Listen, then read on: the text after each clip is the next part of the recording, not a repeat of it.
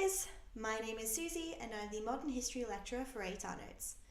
Unlike the Louisville Spring Offensive, it is important that modern history students are both strategically and tactically strong heading into their exam, so I've created a few short videos that will hopefully help you become just that. I graduated in 2016 with a Band 6 and a state rank in modern history. Within each video, I will outline how I tackled each section of the exam, how I responded to different question types, and how I studied prior to the HSC. First off, Section 1, World War I, a source-based study. The easy section, or is it? Section 1 has earned this reputation due to its inclusion of multiple choice and short answer questions, and the fact that you apparently don't need to study as you get given the sources anyway. While yes, I can see how this myth has developed, an 8-mark outline question will never seem as daunting as a 25-mark essay, the suggestion that Section 1 is easy marks is just, well, not true. In 2016, over 10,000 students studied modern history, and the same can be said for this year.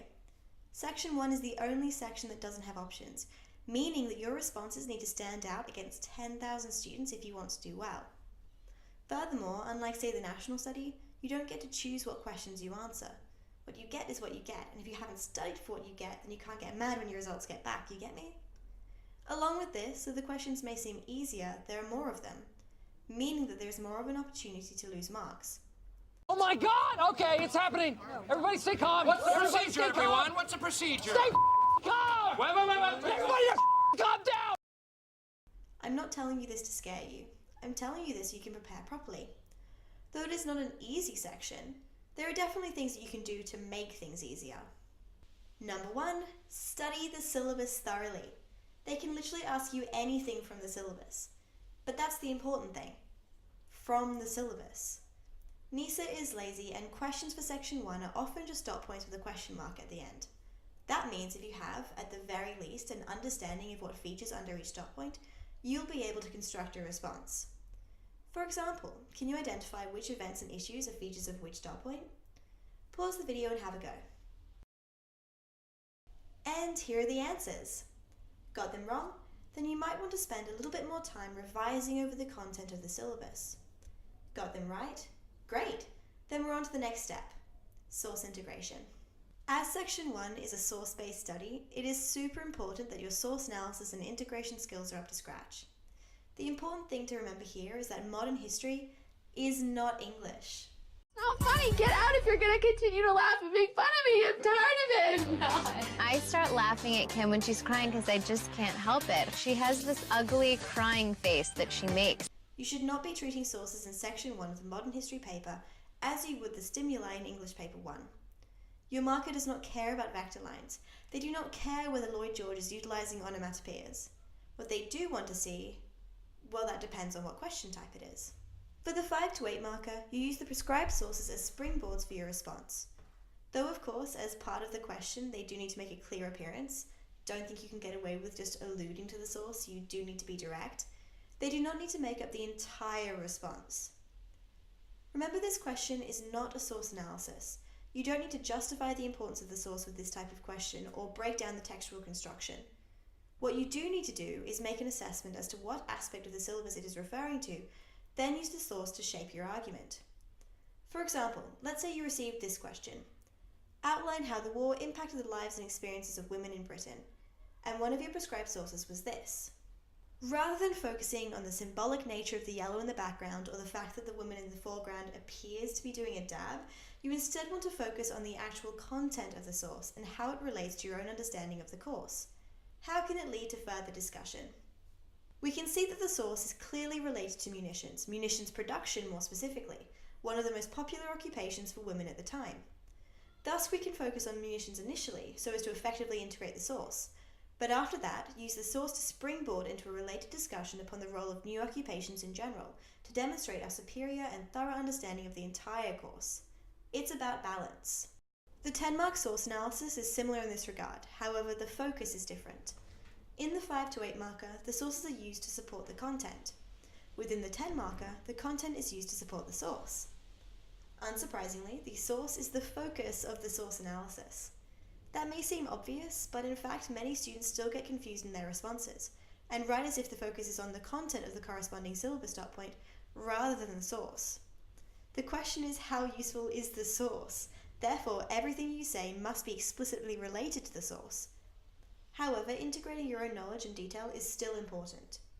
There are two ways you can do this: when providing context, and when you are corroborating the reliability of a source through a cross-reference of content. Both of which we will be covering in the next segment of our video, Source Analysis Structure. Now, I'm sure many of you love to use the variety of acronyms available when it comes to structuring your source analysis. The thing is that these acronyms are often very restrictive and don't even offer the most logical structure. What happens if you get a source where type has significant implications for reliability, or the origin and perspective are intrinsically related? These acronyms often don't take into account these connections, which can lead to a clunky or repetitive response. Furthermore, acronyms don't provide any insight into what is actually important that you need to be including in your responses. Origin and reliability put on the same level, when in reality you should be discussing reliability way more in your responses. But enough focusing on the bad stuff. Let's focus on what you should be doing instead. I'm going to teach you the be-all, end-all structure that my fantastic teacher, Mr. Smith, developed. I can't take credit for this, but I can provide what I believe is quite a reliable perspective upon its success. In the HSC exam, I received 9.5 out of 10 using this structure, and throughout internals, I was averaging 9s and 10s. This structure is so easy to use, but at the same time so effective, that I actually kind of enjoyed the 10 marker in exams, because I could really just go on autopilot. This is because the structure is universally applicable and progresses in a logical manner. First off, you need to make a one-sentence judgment upon the usefulness of the source. It's actually kind of crazy to me that the acronyms never mention this, because you can in fact lose marks if this isn't your first sentence. Also remember that you are making your judgment upon to what extent it is useful, not whether or not it is useful. Spoiler alert, you will never be given a useless source in the exam. However, you may be given sources that are of varying degrees of usefulness. Therefore, you must be using buzzwords such as highly, partially, or limited in order to get good marks. My biggest tip when it comes to constructing a judgment for your source analysis is to keep it simple, for your sake and the markers. Yes, maybe the idea of having a complex, detailed 14-sentence judgment sounds enticing. Surely it'll make me sound more intelligent and sophisticated, right? But the thing is, the more complex your judgment, the harder it is for you to sustain it throughout your response, and the harder it is for your marker, who by now is probably incredibly tired, bored, and reading their 50th source analysis of the night, to mark. After you've made your judgment, you need to explain your judgment. Do you get what I mean when I say this is a more logical structure? So in one sentence, describe why it is highly, limited, or partially useful. And if you can, try and link your reasoning to perspective and reliability. The reason I suggest this is because if you are linking it to perspective and reliability early on, you are letting your marker know early on that you are answering the question. Then, and only then, can you start your explanation of content. Now, this is what a lot of people start their whole response off, but it really is important to have that judgment as your first sentence. But when you do get to step 3, you need to briefly describe the content and nature of the source. So what is the source about? Is it a primary source or a secondary source, etc., etc.? Here is a good place to try and incorporate some detail to show the marker that you have a sophisticated understanding of the entire subject matter. Then you want to launch straight into a discussion upon perspective. It is super important that you deal with the perspective of the source in a sophisticated and detailed manner. There is more to it than just being British or German. Some things that you should be considering are, is the perspective presenting the voice of an individual, or the voice of an organisation or government? Is it from someone who experienced the events in question firsthand, or who had a particular stake within its outcome? Are they male, female, old, young, upper, middle, lower class? Are they a historian, or writing years after the events in question? Just some things to think about. Then you want to be looking at the motive. What was their purpose for producing such a source? Yes, you do want to be discussing bias in this section, but it is important that you do so properly. It's not good enough to just tell us that a source is biased and leave it at that. All sources are biased. It's how this bias is manifested and how it impacts the nature of the source, which is important. Taking this a step further, I'd even suggest moving away from the term bias, which is overused and kind of junior history, to instead more sophisticated and specific terms such as underlying ideology, political agenda, or personal prejudice. From your discussion of perspective, you'll naturally progress into a discussion upon reliability.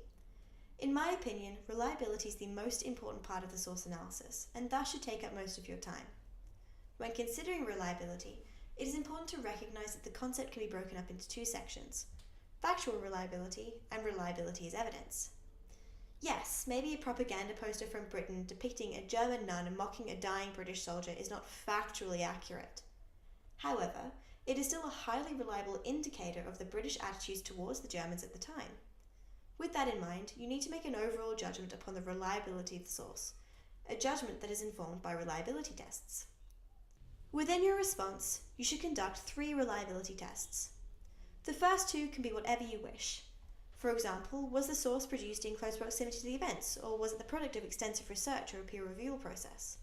Was it produced by someone important who was privy to more information, or was it produced to be published, etc., etc.? However, your final test should always be a cross-reference of content. How does the content of the source relate to your own understanding of the course? Are there any related sources you can remember? Remember not to sit on the fence in this section. Though providing nuance is great, you still need to demonstrate that overall it is still highly, partially, or of limited use. Finally, we want to round off our discussion of the first source by returning to usefulness, making a concluding judgment which reflects the one we made in your first sentence. Again, it's a good idea to link to perspective and reliability if you can. And there you have it. The first source is complete, but the source analysis is not done yet. Luckily for you, as you should be dealing with both sources separately anyway, it's just a matter of repeating all the earlier steps with the second source. To finish up, here are my 5 top tips for dealing with section 1. Firstly, make sure you are clear and direct. Be specific and explicit when you integrate sources, or when you are trying to make a point. Number 2, keep your arguments simple so as not to confuse yourself or the marker. The sophistication comes from how you justify your judgments, not the amount of big words you use to introduce it. Number 3, don't go overboard. The amount of lines, and maybe a little bit extra, is more than enough to smash this section. However, at the same time, number 4, you still need to dazzle the marker with detail, and try your best to make this detail from outside of your textbook. And finally, number 5, do section 1 first. Though for the most part, I believe that the order you complete your exam is completely personal preference, that doesn't change the fact that section 1 is designed to ease you into the exam. It's also the section of the exam that is the easiest to complete under 45 minutes, meaning that you'll know early on how much extra time you have saved that you can devote to your other sections. And there we have it!